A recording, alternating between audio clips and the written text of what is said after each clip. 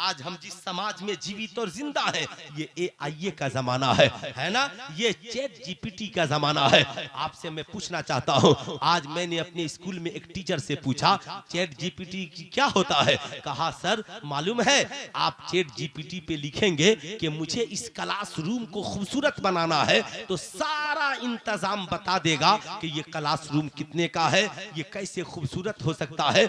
याद रखिएगा, मैंने कहा आपने उसकी खूबसूरती को तो बयान कर दिया, लेकिन उसका नुकसान बताइए। कहा सर इसका नुकसान ये है कि पहले हमारे इसका नुकसान तो है। मैंने कहा नुकसान आप बताएं। कहा कि आप ही बताइए। मैंने कहा सुनिए, चैट जीपीटी का सबसे जमाना आया, AI का सबसे जमाना आया, हमारे नौजवान किताबों में दिलचस्पी लेना कम कर दिए। अब ये बच्चे स्कूल में किताब बंद करके बैठते हैं, टीचर पढ़ाए घर चले गए, साहब क्लास प्रोफेसर ने लेक्चर दिया चले गए। अब ये बच्चे किताब से जवाब नहीं तलाशते, सवाल को AI पे लिखते हैं, चैट जीपीटी पे लिखते हैं।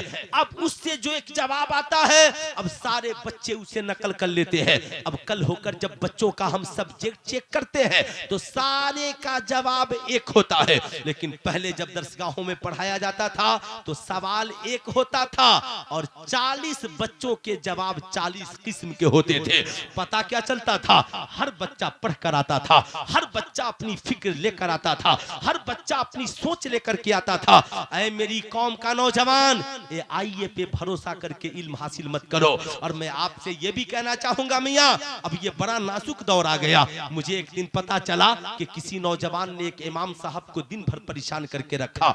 इमाम साहब से जवाब मांगता और जब जवाब देते तो AI से उसका रद्द कर देता। मैं इमाम साहब ने मुझको फोन लगाया, कहा हजरत देखिए ना, एक बच्चा दिन भर सवाल जवाब ये कर रहा है। मैंने कहा जिन किताबों का वो हवाला दे रहा है आप उसे जरा सा असल किताब में मिला कर देखिए। जब असल किताब में मिलाया गया तो असल किताब से उसका कोई लेना देना नहीं था। मैंने कहा कि उससे पूछिए कि ये किताब से हवाला दे रहा है या चैट जीपीटी से या AI से। तब उस बच्चे ने कहा हजरत असल में मैं इमाम साहब को परेशान कर रहा था और मैं इमाम साहब किताब पढ़ रहे थे और मैं बस मोबाइल में बैठे बैठे AI से जवाब मांगता था, दे देता था। ऐ मेरी कौम का नौजवान, खुदारा याद रखो, ये इस्लाम है। इस्लाम दीन कुरान से सीखिए, दीन हदीस से सीखिए, दीन अहले सुन्नत वल जमात के बावकार उलमा से सीखिए। दीन चैट जीपीटी से मत सीखिए, दीन यूट्यूब से मत सीखिए, दीन आप AI से मत सीखिए। दीन सीखने के लिए कुरान की जरूरत है, दीन सीखने के लिए हदीस की जरूरत है। मैं आपको बताना चाहूंगा, आज बड़ा अफसोस होता है, हमारी कौम के लोग कहते हैं मौलाना साहब क्या हम कुरान से नहीं, हम खुद नहीं सीख सकते। आपसे मैं पूछना चाहता हूँ, कोई इंजीनियर दिन सिखाएगा तो सीखिएगा, कोई डॉक्टर दिन सिखाएगा तो सीखिएगा। आज बड़ा अफसोस होता है, आज जब गूगल खोलिएगा या यूट्यूब पे जाइएगा तो डॉक्टर भी दिन सिखला रहा है, इंजीनियर भी दिन सिखा रहा है, टीचर भी दिन सिखा रहा है। अफसोस होता है मियाँ, वो लोग साहब जिनका इस समाज से ताल्लुक नहीं है, वो लोग भी बैठ करके साहब इस्लाम पे बहसो मुबाहिसा कर रहे हैं। ईमानदारी से बताइए, मैं आपसे पूछना चाहता हूं, अगर आपको मकान बनवाना है तो नक्शा किससे बनवाइएगा? अरे बोलिए जरा जोर से। इंजीनियर से। आपको इलाज कराना है तो किसके पास जाइएगा? डॉक्टर के पास। मैं कहता हूं क्यों? आपको सर में दर्द हो गया, इंजीनियर साहब से जाकर दवा लिखवा लीजिए। आप कहेंगे मौलाना इंजीनियर नक्शा बनाता है, दवाइयां नहीं लिखता। मैं कहूंगा मकान बनाना है, डॉक्टर साहब से नक्शा बनवा लीजिए। कहिएगा नक्शा इंजीनियर बनाता है, डॉक्टर नहीं बनाता। मैं कहूंगा मियां मुकदमा हमारा चल रहा है कचहरी में, ऐसा है डॉक्टर साहब को ले चलिए मुकदमा लड़ने के लिए। आप कहिएगा उसके लिए डॉक्टर प्रोफेसर नहीं वकील की जरूरत है। सुल्तान रजा कहना चाहेगा जब हर मामले में उसके माहिर को तलाश करते हैं तो दीन सीखने के लिए आप फिर आलिमे दीन को क्यों नहीं तलाश करते हैं? आप कारिये कुरान को क्यों नहीं तलाश करते हैं? आप इसे कुरान को क्यों नहीं तलाश करते हैं? दीन उनसे सीखिए जिनके सीने में इश्क़ मुस्तफा की दौलत है। दीन उनसे सीखिए जो सहाबा के नक्शे कदम पर है। दीन उनसे सीखिए जो बड़े इस दौर में बरेली के इमाम अहमद रजा के नक्शे कदम पर है। दीन उनसे सीखिए जो सरकारे सुरकाही से मोहब्बत करने वाले हैं। याद रखिएगा, जिनके सीने में औलिया का प्यार नहीं उनके पास दीन नहीं, जिनके सीने में बुजुर्गों की अजमत नहीं उनके पास दीन नहीं है। इसलिए दीन सीखने के लिए चैट जीपीटी की जरूरत नहीं है, एआई की जरूरत नहीं है। मैं अपनी कौम के नौजवानों से कहूंगा, आज हमारे पास डिग्रियां बढ़ी हैं, तरबियत की कमी है। यही वजह है आज हमारी कौम की बेटियां डिग्रियां हासिल तो कर रही हैं मगर आज उनकी निगाहें कमजोर हो चुकी है। आज हमारे नौजवान डिग्रियां तो हासिल कर रहे हैं मगर आज उनका किरदारो कैरेक्टर खत्म हो गया है। आज जब पूछा जाता है, कहा जाता है मियां ये मत देखिए, लोग कहते हैं मौलाना देखने से क्या होता है। मैं कहूंगा देखने से बहुत कुछ होता है। पहले इंसान आंखों से देखता है, फिर दिल में बसाता है, फिर गुनाह में मुलव्विस हो जाता है। इसलिए पहले आंखों की हिफाजत कीजिए, जब आंखों की हिफाजत हो जाएगी तो इंशाअल्लाह दिल की भी हिफाजत हो जाएगी, फिर आप गुनाहों से भी बच जाइएगा। मगर अगर इन आंखों की हिफाजत आपने नहीं की तो यकीन मानिए आपके दिल की हिफाजत नहीं होगी। लोग कहते हैं मौलाना देखने से क्या होता है, गौर से सुनिएगा, मुस्तफा करीम सल्लल्लाहु अलैहि वसल्लम है, अल्लाहु अकबर, अपने घर में तशरीफ फरमा है और घर पे तशरीफ फरमा है, अल्लाहु अकबर, उम्मे हातुल मोमिनीन बैठी हुई है। इतने में अब्दुल्ला इब्ने मखतूम नाबीना सहाबी रसूल चले आ रहे हैं। सरकार की नजर पड़ी है, आने वाले सहाबी नाबीना है, आंखों से दिखता नहीं है। अब हुजूर की जब नजर पड़ी है, सरकार हम सब की मोमिनों की माओं से कहते हैं घर के अंदर चली जाओ। अब्दुल्ला इब्ने मखतूम आ रहे हैं, गौर से सुनिएगा। जानते हैं तमाम मोमिनीन की माओं ने कहा सरकार ये तो अब्दुल्ला इब्ने मखतूम है। कहा क्या हुआ? कहा हुजूर अब्दुल्ला इब्ने मखतूम तो अंधे हैं, इन्हें दिखता नहीं है, हम जाएं नहीं जाएं क्या फर्क पड़ता है। सुनो, मुअल्लिमे कायनात सिर्फ एक दरसगाह के मुअल्लिम नहीं, पूरी कायनात के मुअल्लिम के जुमले हैं। सरकार अलैहिस्सलाम इरशाद फरमाते हैं, सुनो अंदर चली जाओ, अब्दुल्ला इब्ने मखतूम अंधे हैं, तुम तो अंधी नहीं हो। कहा हुजूर ने, क्या तरबियत की हुजूर ने, क्या तरबियत की। कहा अब्दुल्ला इब्ने मखतूम अंधे हैं, तुम तो अंधी नहीं हो। जैसे मर्द के लिए अजनबी औरत का देखना हराम, वैसे ही अजनबी औरत के लिए अजनबी मर्द का देखना हराम है। सुल्तान रजा आपसे कहना चाहेगा, बुरा मत मानिएगा। लोग कहते हैं मौलाना देखने से क्या होता है। साहब देखने ही की तो बात थी, सरकार ने अपनी ज़ौजा को रोक दिया, हम मोमिनों की माओ को रोक दिया। जिनकी पाकीज़गी का ऐलान कुरान करता है उन्हें अजनबी सहाबा को देखने से नबी ने रोक दिया। आज हमारी बेटी रिसेप्शन सेंटर पर बैठे, कोई एतराज नहीं। आज हमारी बेटी साहब वलीमा में उसके लिए बड़ी कुर्सियां लगा दी जाए और कहा जाए कि साहब आज रिसेप्शन डे है, आज हम इसे इसलिए बैठाए हैं ताकि लोग देखें। बुरा मत मानिएगा, आज हमारी पोजीशन ये हो गई, आज हमारी बेटियां व्हाट्सएप पे अपनी तस्वीर को अपलोड करने में फख्र महसूस कर रही हैं। आज हमारा नौजवान अपनी बीवियों के साथ तस्वीरें सेल्फी लेकर सोशल मीडिया पे डालने में फख्र महसूस कर रहा है। मियां याद रखिए, हमारा इलाका सीवान का पड़ता है। सीवान के एक बड़े आलिम गुजरे हैं, हुजूर हाफिज मिल्लत के बड़े चहीते शागिर्द, नाम था उनका मौलाना अब्दुल अजीज खान अली रहमा और रिजवान साहब, बड़े जबरदस्त आलिम दीन।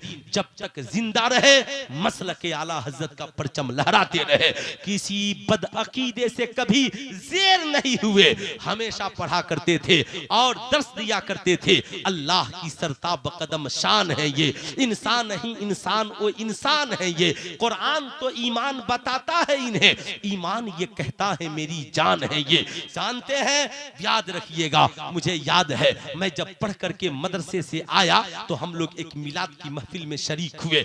अचानक कैमरा वाले लोग आ गए, हजरत की नजर पड़ी, कहा कैमरा हटाओ, जब तक कैमरा बंद नहीं करोगे अब्दुल अजीज तकरीर नहीं करेगा। याद रखिएगा, निकाह की महफिल में पहुंचे, कैमरा हटाओ, नाच गाने बाजे हराम है, बंद करो, जब तक बंद नहीं करोगे अब्दुल अजीज निकाह नहीं पढ़ाएगा। एक रोब था, एक दबदबा था। हमारे घर के बुजुर्ग जब शादी ब्याह की महफिलें होती थी तो कहते थे कोई अजनबी मर्द घर घर के अंदर नहीं जाएगा, सिर्फ दूल्हे को जाने की इजाजत होगी। ये कैमरा कोई अंदर नहीं जाएगा। हमारे घर की बापर्दा औरतें घर में है, कौन किस पोजीशन में है। मगर आज साहब वो कल के लोग थे जो अपनी भी इज्जत बचाते थे, अपनी बहू बेटियों की भी इज्जत बचाते थे। मगर बुरा मत मानिएगा, आज हमने क्या किया, अपने हाथों से अपनी इज्जत को बाजार में ला करके रख दिया। आप यकीन कीजिए, आज हमने अपने हाथों से, हमारी नई नवेली दुल्हन है, हमारे घर की बहू है, हमने क्या किया, वलीमा में सबकी दावत की इनवाइट किया और बहू को सजा संवार करके कुर्सी लगाकर दूल्हा और दुल्हन को बैठा दिया। अब साहब सबकी नजरें पड़ रही हैं, सारे लोग देख रहे हैं। अब साहब सब तस्वीरें ले रहे हैं, सब सेल्फी ले रहे हैं। हाल इतने बिगड़ गए कि एक नौजवान जब कॉलेज से अपने दोस्तों को घर लेकर आता है तो नौजवान है, नौजवान उसके दोस्त है, कहता है ये मेरी बहन है, ये मेरी माँ है, ये मेरी भाभी है, ये मेरी भतीजी है। दोस्त तेरा है, मगर पूरे घर की औरतों से उसके ताल्लुक कायम हो गए। अब मैं सुल्तान रजा आपसे पूछना चाहता है, आपने क्या किया? ये कौन सा दर्स आपके पास है? पता क्या चला कि आपके पास एजुकेशन है, डिग्री है, मगर आपके पास तरबियत नहीं है। नतीजा क्या निकलता है? आज हमें तो लगता है हमने दोस्ती की है, मगर वही दोस्त जब हमारे घर की इज्जत को नीलाम कर देता है, वही दोस्त जब हमारे घर की इज्जत तो आबरू पे अपनी अंगुष्ठ का पंजा मार देता है, फिर हम हैरत में रह जाते हैं। इसलिए डॉक्टर इकबाल ने कहा था, वो अंधेरा ही भला था कि कदम राह पर थे, रोशनी लाई है मंजिल से बहुत दूर हमें। ऐ मेरी कौम का नौजवान, लड़के और लड़कियों सुनो, अपनी इज्जत आबरू का खेल, इज्जत आबरू का सौदा न करो। खुदारा मैं अपनी कौम की बेटियों से भी कहूंगा, आप अपनी तस्वीरों को फेसबुक पे अपलोड न करें, आप अपना सोशल मीडिया अकाउंट न बनाएं, आप फॉलोअर्स के चक्कर में न पड़े। हमारे लिए उन्हें जाना, उन्हें माना, न रखा गैर से काम, लिल्लाहिल हम्द में दुनिया से मुसलमान गया। अरे मियां, ये चंद रुपए की खातिर आप फॉलोअर्स बढ़ाने की खातिर आप अपने हुस्न जमाल की नुमाइश कर रही हो। मैं कहूंगा याद रखना, जिंदगी में लोग कहते हैं देखने से क्या होता है, नाच देखने से गुनाह होता है, फिल्में देखने से गुनाह होता है, मूवीज देखने से गुनाह होता है, अजनबी औरत को देखने से गुनाह होता है। देखना और है, दिखना और है। दिख जाए तो गुनाह नहीं है, मगर बाज़ाब्ता तौर पे देख लिया तो गुनाह है। ऐ मेरी कौम का नौजवान, गलत चीजों को, नाजायज चीजों को देखना गुनाह है, मगर इन्हीं निगाहों से माँ के चेहरे को देखने से अल्लाह हज्जे मकबूल का सवाब अता फरमा देता है। इन्हीं निगाहों से वालिद के चेहरे को देखने से अल्लाह हज्जे मकबूल का सवाब अता फरमा देता है। इन्हीं निगाहों से उलमाए किराम के चेहरे को देखने से अल्लाह सवाब अता फरमाता है। इन्हीं निगाहों से कुरान को देखने से अल्लाह सवाब अता फरमाता है।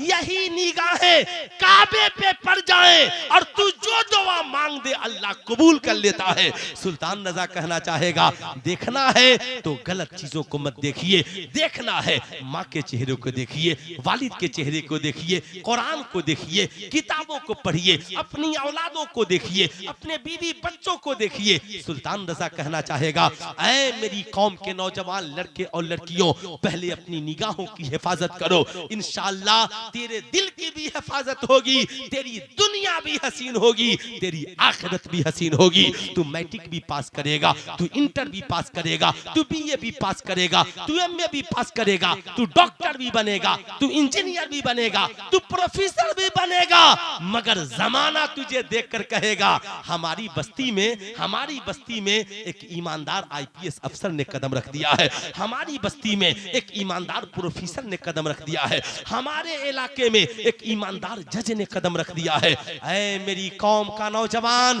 आप अपनी जिंदगी की पहचान बुराइयों के जरिया मत बनाइए, अपनी जिंदगी की पहचान अच्छाइयों के जरिया। तो इंशाअल्लाह कितने नौजवान हैं जो अपनी निगाहों की हिफाजत करेंगे? जरा हाथ उठाए तो। माशाअल्लाह हम अपनी निगाहों की हिफाजत करेंगे, जरूर करें। मालूम है मैं यूं ही तकरीर नहीं कर रहा हूं, मैं आपको बताना चाहता हूं, ऐ मेरी कौम का नौजवान याद रखिए, मालूम है मैं मैंने इस साज को क्यों छेड़ा? इसलिए छेड़ दिया ताकि आपको ये पता चले तरबियत की जरूरत कितनी है। एक नौजवान हुजूर की बारगाह में पहुंचा, आला हजरत ने अल मलफूज शरीफ में लिखा है, जानते हैं नौजवान की निगाहें बहक गई थी, सरकार की बारगाह में आ गया। जब इंसान गुनाह करता है ना तो गुनाह से बड़ा ढीठ हो जाता है। आपको लगता होगा यार ये शराब नहीं छोड़,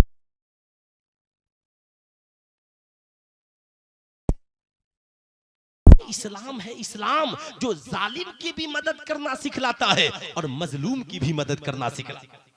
आप कहेंगे मौलाना मजलूम की मदद तो सब करते हैं मगर क्या कोई जालिम की भी मदद करता है? जालिम की मदद कैसे की जाएगी? मैं कहूंगा हाँ यही तो बात है।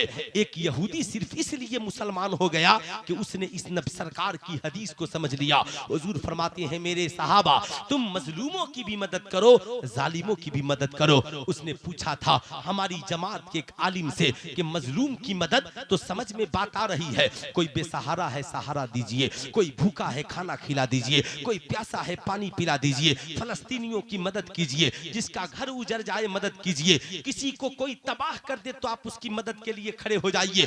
मजलूमों की मदद तो सब करते हैं मगर भला जालिमों की भी कोई मदद करता है? उस आलिम दीन ने समझाया, आपने नहीं समझा, शराब पीने वाला जालिम है, जना करने वाला जालिम है, जुआ खेलने वाला जालिम है, रिश्वत लेने वाला जालिम है, अपने बाजुओं से दूसरों को सताने वाला जालिम है, अपने पावर का गलत इस्तेमाल करने वाला जालिम है। जानते हैं हम जालिमों की भी मदद करते हैं। कहा वो कैसे? कहा शराबी को शराब पीने से रोक देते हैं, यह जालिम की मदद हो गई। जुआरी को जुआ खेलने से रोक देते हैं, जालिम की मदद हो गई। माँ बाप को सताने वाले को माँ बाप से मोहब्बत करने वाला बना देते हैं, जालिम की मदद हो गई। बीवी बच्चों से नफरत करने वालों को बीवी बच्चों से मोहब्बत करने वाला बना देते हैं, जालिम की मदद हो गई। हम जालिम को तबलीग करते हैं, खुदा ने तुझे बाजुओं में ताकत दी है सताने के लिए नहीं, गिरे परों को उठाने के लिए, मजलूमों का सहारा बनने के लिए। इसलिए इस्लाम कहता है मजलूमों की मदद उनका सहारा बन के करो और जालिमों की मदद उनके जुल्म का खात्मा करके। इसलिए मेरे दोस्त ये इस्लाम है जहां तालीम भी है, जहां तरबियत भी है। आप बुरा ना मानिएगा, आप ईमानदारी से बताइए इस्लाम ना होता तो माँ के कदमों के नीचे जन्नत कौन बिछाता? इस्लाम ना होता बाप को जन्नत का दरवाजा कौन बताता? इस्लाम ना होता सच्चाई के मेयार को कौन बताता? इस्लाम ना होता शराब की हुर्मत का ऐलान कौन करता? इस्लाम ना होता जना हराम है इसका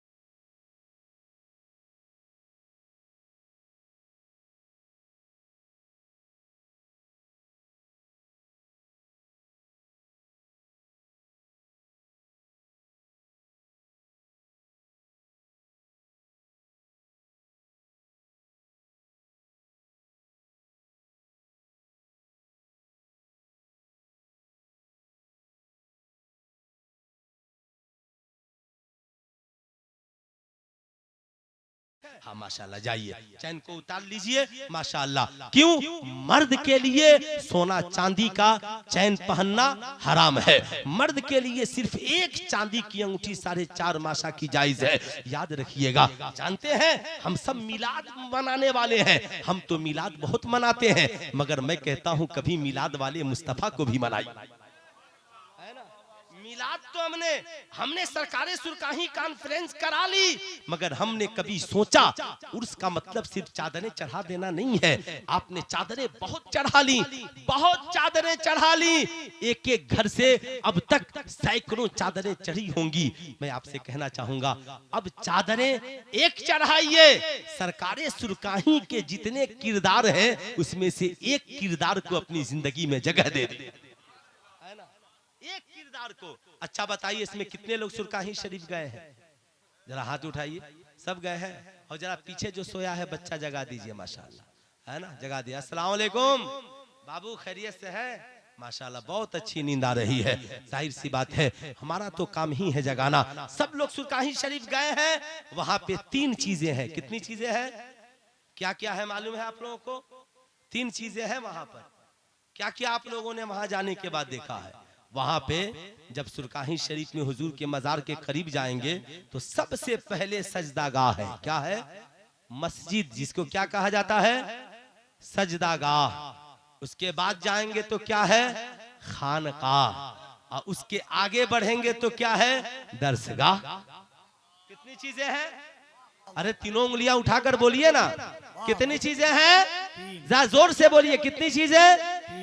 एक है सजदागाह, एक है खानकाह, एक है दरसगाह। आप बुरा मत मानिएगा, आप में कितने लोग हैं जो वहां सजदागाह में गए हैं? आप नमाज पढ़े हैं वहां पर? माशाअल्लाह, बड़ी अच्छी बात है। अब सुनिए, ये 3 चीजें हैं वहां। ऐ सरकारे सुरकाही, आपने तीनों चीजों को जमा कर दिया, मगर मैं आपसे कहूं कि ये तीनों चीजें हैं, मगर आपको अपने बच्चे को भेजना है तो इन तीनों में से पहले किस जगह भेजिएगा? सजदागाह में, खानकाह में या दरसगाह में? पहले कहां भेजिएगा? जरा हाथ उठाकर बोलिए, कहां भेजिएगा? माशाल्लाह, बड़ा अच्छा जवाब। पूरा मजमा हाथ उठाकर बोलिए, कहां भेजिएगा?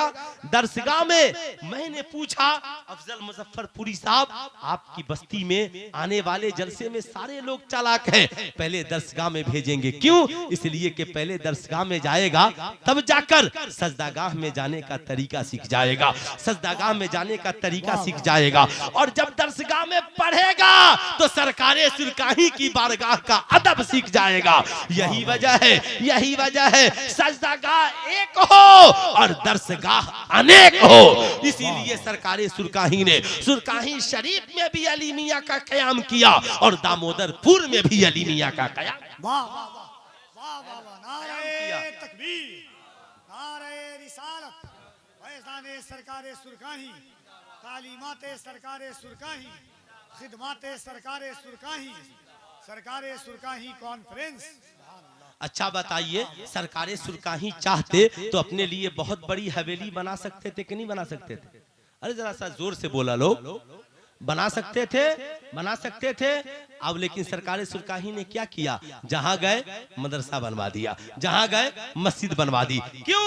इन बुजुर्गों को फिक्र थी कि हमारे मुरीदों को आगे बढ़ाने के लिए बिल्डिंगों की जरूरत नहीं बल्कि दरसगाहों की जरूरत है, दरसगाहों की जरूरत है। आज मैं आपसे कहना चाहूंगा, ऐ मेरी कौम के लोगों, याद रखना जिंदगी में इन बातों को। बातें तो बहुत होती हैं और होती रहेंगी, लेकिन आप याद रखिएगा, हुजूर ने और बुजुर्गों ने सिर्फ अपने मानने वालों को तालीम से आशना नहीं किया, बल्कि तालीम के साथ तरबियत की जरूरत है। एक नौजवान हुजूर की बारगाह में हाजिर हुआ, निगाहें बहक चुकी थी।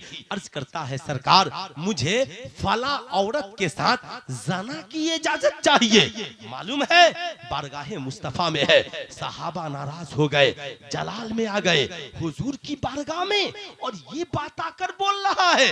हुजूर ने सहाबा को रोक दिया, ठहर जाओ, ठहर जाओ, ठहर जाओ, हमें गुनाह से नफरत है, गुनहगार से नहीं। हमें गुनाह से नफरत है, हमें गुनाह से नफरत है, गुनाहगार से नहीं। सरकार ने नौजवान को करीब बुलाया, बुलाने के बाद अल्लाह अकबर, सरकार ने सीने पे दस्ते मुबारक को रखा। ऐ नौजवान, तूने क्या कहा? कहा हुजूर फला लड़की से, फला औरत से जना की इजाजत चाहिए। सुनो, मुअल्लिम कायनात इरशाद फरमाते हैं, ऐ नौजवान, जो काम तू फला औरत के साथ करना चाहता है, क्या ये काम तू अपनी माँ के साथ कर सकता है, अपनी बहन के साथ कर सकता है? नौजवान की आंखों में आंसू आ गए। अल्लाह अकबर, सरकार की बारगाह में रोने लगा। हुजूर ने फरमाया क्या हुआ? कहा हुजूर, भला कोई अपनी माँ के साथ जना कर सकता है, कोई अपनी बहन के साथ जना कर सकता है? हुजूर फरमाते हैं, जो काम तू अपनी माँ और बहन के साथ नहीं कर सकता, वो काम दूसरों की माँ और बहन के साथ कैसे कर सकता है? ऐ नौजवान सुन, जैसे तुम्हारी माँ बहन की इज्जत इज्जत है, वैसे ही समाज की हर माँ की इज्जत इज्जत है, हर बहन की इज्जत इज्जत है, हर बेटी की इज्जत इज्जत है, हर बहू की इज्जत इज्जत है। ऐ नौजवान, हम इज्जत लूटने वाले बनाकर नहीं भेजे गए, हम इज्जतों की हिफाजत करने वाले बनाकर भेजे गए हैं। ऐ नौजवान, जा आज के बाद अपनी माँ बहन की भी इज्जत की हिफाजत करना और दूसरों की माँ बहन की भी इज्जत और आबरू की हिफाजत करना। और सुन, जब अल्लाह ताकत दे तो निकाह करके अपने हुजूर की सुन्नत को जिंदा कर, है ना, जिंदा करना। मैं अपनी कौम के नौजवानों से कहूंगा, ऐ मेरी कौम का नौजवान, आज हमारी निगाहें पाकीज़ा नहीं है, आज हमारी फिक्र में पाकीज़गी नहीं है, आज हमारी फिक्र में बालिदगी नहीं है। आप यकीन कीजिए, सिवान में सिर्फ एक IPS अफसर का मर्डर इसलिए हो गया कि उसकी निगाहें भटक गई थी। मैं ये नहीं कहता कि वो किस मजहब का मानने वाला था, निगाहें भटक गई। आज हमारी कौम की बेटियां अपनी इज्जत और आबरू को तार तार कर दे रही हैं, सिर्फ इन्हीं निगाहों के भटकने की वजह से। लेकिन मैं आपसे कहना चाहूंगा, ऐ मेरी कौम का नौजवान, आपसे मैं पूछना चाहता हूं, आप अपने बेटे बेटियों के किरदार को बचाना चाहते हैं, इखलाक को बचाना चाहते हैं, उनकी जिंदगी को सुरक्षित करना चाहते हैं, तो आप सबसे पहले उन्हें कहां भेजना पसंद करेंगे? स्कूल में या मदरसे में? हाथ उठा करके बोलिए, पूरा मजमा हाथ उठा के जोर से बोलिए ना। मदरसे में। जानते हैं क्यों? इसलिए भेजेंगे हम, वजह सिर्फ ये है कि साहब स्कूलों में इंटर की डिग्रियां तो मिल जाएंगी, मैट्रिक की डिग्रियां तो मिल जाएंगी, हमारे बच्चे MA BA कर लेंगे साहब, सारी चीजें तो उन्हें आ जाएंगी, मगर तरबियत स्कूल में नहीं, तरबियत तो मदरसों में मिलती है, तरबियत तो उलमा की बारगाह से हम सीखते हैं, तरबियत तो हुफाज़े कराम की दरसगाह से हम सीखते हैं, तरबियत तो हम मस्जिद में अपने इमाम साहब की तकरीर से सीखते हैं, तरबियत तो अपने बुजुर्गों की बारगाह में बैठकर सीखते हैं, तरबियत तो हम अपनी माँ की दरसगाह में बैठकर सीखते हैं, तरबियत तो हम अपने वालिद के पास बैठकर सीखते हैं। याद रखिएगा, मैं अपनी कौम की माओं से बिलखुसूस कहूंगा, आप अपनी औलादों को सिर्फ दूध ही मत पिलाइए, आप अपनी औलादों को सैयदा खातून जन्नत का किरदार भी सिखलाइए, बेटियों को और बेटों को इमाम हुसैन का कैरेक्टर भी सिखलाइए। ये मेरी माँ, बता ईमानदारी से, मैं तुझसे पूछना चाहता हूँ, बता कि तूने जिंदगी में तावीजों के लिए जाकर तावीज लिखने वालों के पास 4-4 घंटा बैठती हो, अपने घर में मुसल्ला बिछाकर अपनी औलादों के लिए कितने वक्त की दुआएं करती हो, अपने शौहरों का अपने शौहर के लिए कितने वक्त की दुआएं करती हो, अपने माँ बाप के लिए कितने वक्त की दुआएं करती हो, अपने बच्चों को कितनी तरबियत देती हो, बताओ ईमानदारी से। सुल्तान रजा कहना चाहेगा, ऐ मेरी कौम, याद रखना, पहले उस कौम के फिक्र ख्याल को मिटाया जाता है। आज यही है अमेरिका का हमला, मगरिबी तहजीब व तमद्दुन का हमला, AI का हमला, ChatGPT का हमला, सोशल मीडिया का हमला, फेसबुक का हमला, साहब याद रखिएगा, इंस्टाग्राम का हमला, यह हमारे किरदार को मिटा रहा है, यह हमारे इखलाक को मिटा रहा है, यह हमारे कैरेक्टर को मिटा रहा है। मगर इस बिगड़े हुए माहौल में भी हमारे किरदार को अगर कोई बचाने का काम कर रहा है तो यह हमारे मसाजिद है, है, ये हमारे मदारिस है, ये हमारी खानकाहें हैं। हमें इनके लिए अपना बजट तैयार करना होगा, हमें इनके लिए अपनी कुर्बानियां देनी होंगी। इसलिए मैं कहूंगा, ऐ मेरी कौम के लोगों, मैं ये नहीं कहता बच्चे स्कूल नहीं जाएंगे, बच्चे कॉलेज में नहीं पढ़ेंगे, बच्चे सब यूनिवर्सिटीज में नहीं जाएंगे, मगर सबसे पहले नर्सरी से लेकर LKG UKG तक 6 साल के बच्चे होते हैं तो क्लास 1 में एडमिशन होता है। छोड़ दीजिए, क्लास 1 से पहले कम से कम 3 साल कौम के हर बच्चा बच्ची को मदरसे में पहुंचाए।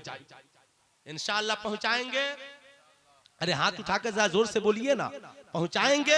सिर्फ इसलिए पहुंचाइए, मैं ये नहीं कहता कि आप सिर्फ मेरे लिए पहुंचाइए, आप अपने बुढ़ापे के लिए भी सोचिए। बेटा शराबी हो गया, तावीज लिखवाइएगा, बेटा जुआरी हो गया तो तावीज लिखवाइएगा, बेटी आवारा हो गई तो तावीज लिखाइएगा। तावीज लिखाने कब जाइएगा, कब असर होगा, कब बेटा ठीक होगा, क्यों इसके बारे में सोचते हैं? बचपन में ही उसे दीन सिखला दीजिए, बचपन में ही उसे मदरसे में भेज दीजिए। आप अपने मदरसे को, तेगिया कंजुल उलूम को आधुनिक बनाइए, इसके लिए बजट ले आइए। आप ईमानदारी से बताइए, ईमानदारी से बताइए, अगर आपका बेटा मुजरिम हो और जेल में चला जाए तो उसे जेल से निकालने के लिए 1-2 लाख खर्च करने की जरूरत पड़े, आप खर्च करेंगे कि नहीं करेंगे? बोलिए, हाथ उठाकर खर्च करेंगे कि नहीं करेंगे? करेंगे ना। मैं आपसे कहना चाहूंगा, ऐ मेरी कौम के लोगों, जैसे आपका बच्चा अगर मुजरिम हो जाए तो उसे बचाने के लिए आप पैसा खर्च करते हैं।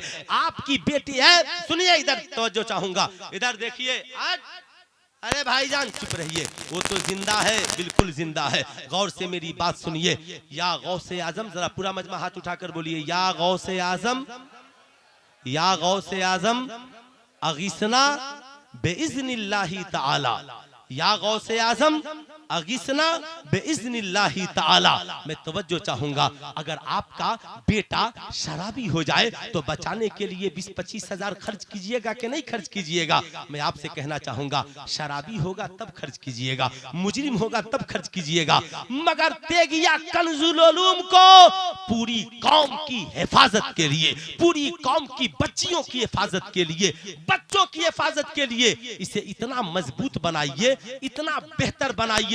आज मैंने आपके गांव के उस बच्चे का इंटरव्यू लिया और पूछा, बाबू कितना पढ़ा पढ़े हो? कहा 10 पारा। मैंने कहा और? कहा हजरत मौलवी का फार्म भरा हूं। मैंने कहा तो सुनो, तुम इंग्लिश और मैथ का भी ट्यूशन कर लेना। उसने मुस्कुराता हुआ कहा, हजरत ट्यूशन करने की जरूरत नहीं है, मास्टर साहब यहाँ पे इंग्लिश मैथ पढ़ाते हैं। जानते हैं क्यों इतनी खुशी हुई? इसलिए खुशी हुई, मैंने कहा आगे क्या करोगे? कहा हजरत आगे इरादा है, आलिम तो बनेंगे ही, आगे हम BA करेंगे, B.Ed कर लेंगे, MA करेंगे। यानी आपके गांव का एक बच्चा 10 पारा का हाफिज़े कुरान है अभी, मगर फिक्र प्रोफेसर बनने की है, फिक्र BA करने की है। जानते हैं ये फिक्र क्यों पैदा होती है? जब हमारे कौम के छोटे छोटे बच्चे बच्चियां जब बचपन में ही मदरसे में आ जाएंगे तो यहीं पर 1 से 100 भी पढ़ेंगे, क से ज्ञा भी पढ़ेंगे, अलिफ से या भी पढ़ेंगे, यहीं पर कलमा भी याद करेंगे, कलमा का तर्जमा भी याद करेंगे। जब मदर्स डे आएगा ना तो ये नाचेंगे नहीं, बल्कि हमारा आलिम बताएगा माँ के कदमों के नीचे जन्नत है, बाप जन्नत का दरवाजा है। मोहब्बतों के साथ शहजादे रसूल पूरा मजमा खड़े होइए, भागिएगा मत। हजरत सैयद शागिल इमाम साहब क़िबला मदज़िल्लहुल आली व नूरानी की आमद है। नारे तकबीर, नारे रिसालत, नारे रिसालत। हजरत सैयद शागिल इमाम साहब क़िबला, हजरत सैयद शागिल इमाम साहब क़िबला खतीब फातिह दकन, नारे तकबीर, नारे रिसालत। सरकार सुरकाही कॉन्फ्रेंस।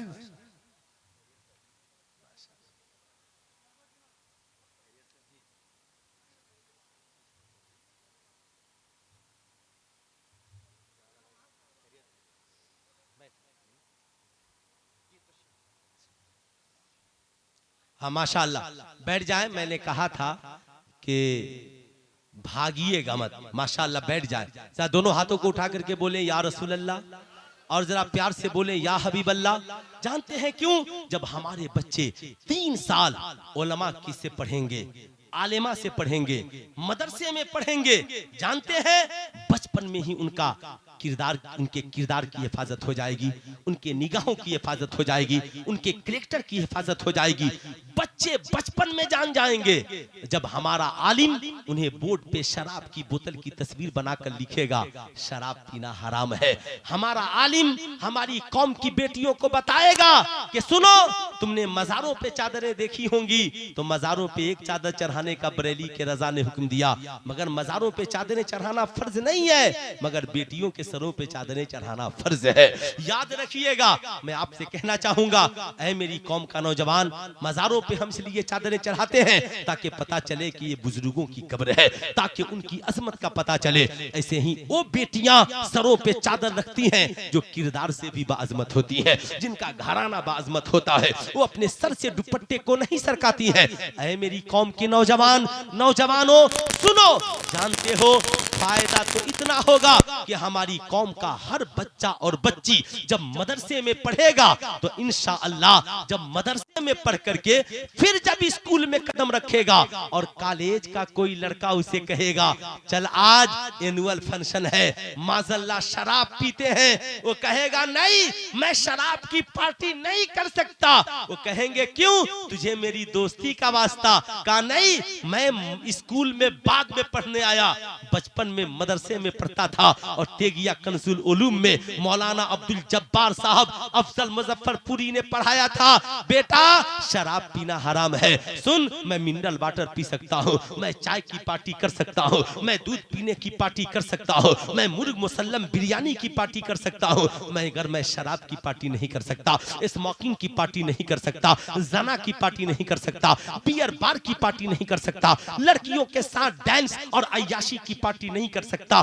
कहेंगे क्यों, तुम तो मेरा दोस्त है। वो नौजवान कहेगा तू मेरा दोस्त बाद में है, मैं मदीने वाले मुस्तफा का गुलाम पहले हूँ। इसलिए याद रखना, मैं पानी तो पी सकता हूँ मगर जिंदगी में कभी शराब नहीं पी सकता। इसलिए मैं आपसे कहूंगा, आप चाहते हैं कि आपके बच्चों के मुस्तकबिल की हिफाजत हो, आपकी बेटियों की इज्जत तो आबरू महफूज हो, आपके बच्चे घर के मुस्तकबिल का रोशन चराग बन करके जगमगाएं, तो हमें इन मदारिस के लिए बजट को तैयार करना होगा कि नहीं करना होगा? अरे जरा हाथ उठा करके बोलिए, करेंगे कि नहीं करेंगे? करेंगे ना?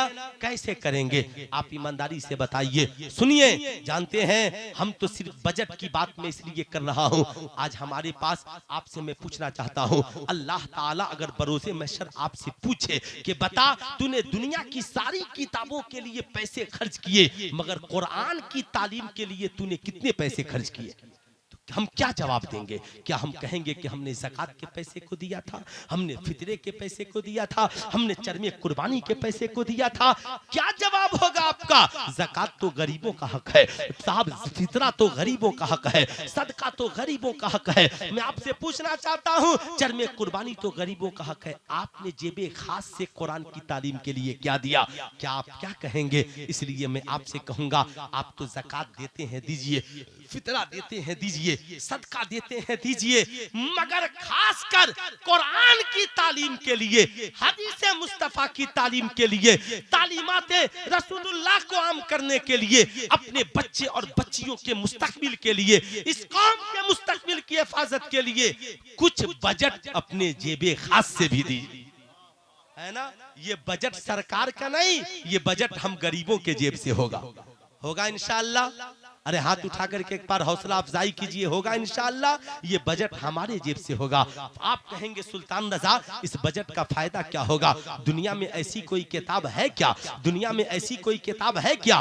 पढ़ूं मैं डॉक्टर आप बन जाइए, पढ़ूं मैं इंजीनियर आप बन जाइए, पढ़ूं मैं प्रोफेसर आप बन जाइए, मगर सैयद शागिल इमाम साहब किबला कहेंगे सुल्तान रजा एक किताब ऐसी है कि तेगिया कंजुल उलूम से फारिग होने वाला हाफिज कुरान उस कुरान को पढ़ेगा और हम सब के उसके सदके में बख्शिशो मगफिरत हो जाएगा।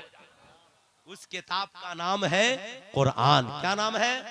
पूरा मजमा हाथ उठाकर बोल दे, क्या नाम है? क्या नाम है? कुरान। और फजीलत ये हाफिज कुरान को हुक्म होगा, ऐ हाफिज कुरान, कुरान पढ़ता जा, जन्नत में चढ़ता जा। अल्लाहु अकबर। हाफिज कुरान ठहर जाएगा, कहेगा मालिको मौला मैं जन्नत में जाऊं, मगर जिन्होंने मेरी तालीम का इंतजाम किया, जिन्होंने मेरे लिए मदरसे बनवाए, मेरे लिए बिल्डिंगों का इंतजाम किया। बताए हे मालिक को मौला, वो जन्नत में कब जाएंगे? रब फरमाएगा तू भी जन्नत में जा और उनको भी लेकर के चला। और ये उलमा आला हजरत लिखते हैं कि आलिम दीन को जन्नत के दरवाजे पे रोक दिया जाएगा, कहा जाएगा ठहर जाइए, आप जन्नत बाद में जाइएगा। क्यों? कहा कहीं आपके मानने वाले पीछे न रह जाए। अब आलिम दीन जन्नत के दरवाजे पे खड़ा होगा।